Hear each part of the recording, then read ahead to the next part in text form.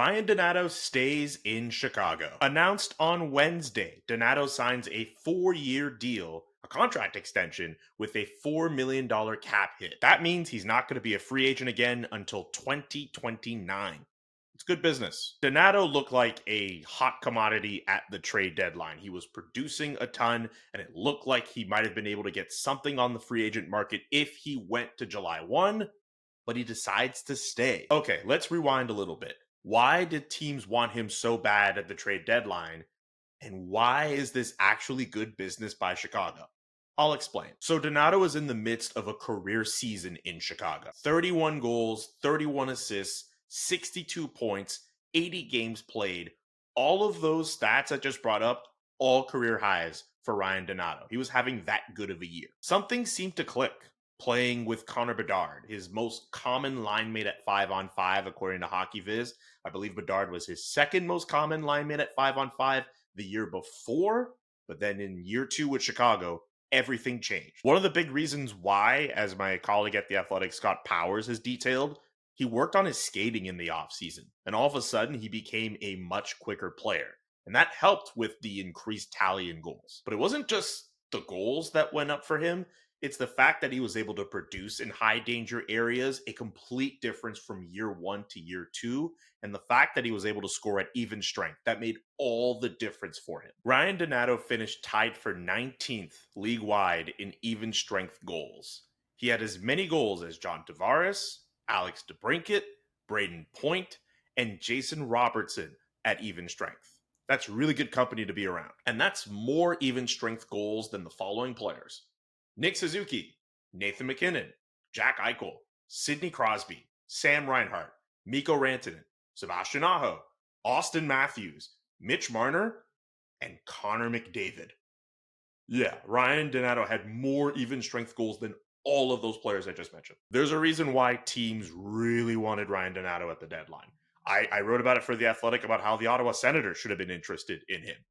Not to mention, he can play center and on the wing. A versatile player who can play up and down the lineup, who just had a career year. He's not going to scare people with his size, but he does provide depth.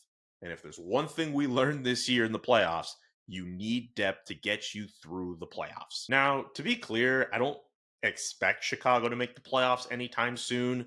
And it's totally possible that Ryan Donato's numbers, that's just a one-off. Maybe he goes back to being a 12, 15 goal guy. Maybe he's just a 20 goal guy as he enters his prime years. But Chicago has a deep pipeline of young players. And over the next little while, they're going to want to find a way to bring them into their lineup.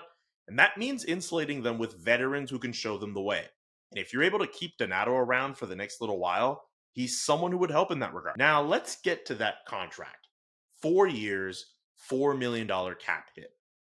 That's actually doubling what he was making before. He had a $2 million AAV on his previous contract. So for Chicago, after you sign the deal, you still have over $25 million left in cap space, according to Puckpedia. And if you want to compare his deal to the projections that are out there, still pretty good business. AFP Analytics projected a 3-year deal with a $4.2 million cap hit, while Evolving Hockey projected a 3-year deal with a $4.7 million cap hit. So in the real world, Donato trades money in exchange for term, because as I mentioned before, those projected deals were at 3 years, while as Donato gets a 4-year contract extension. Also, what if Chicago is still bad in 2-3 years and they have to offload Ryan Donato and he's playing pretty well, and they still have him on $4 million?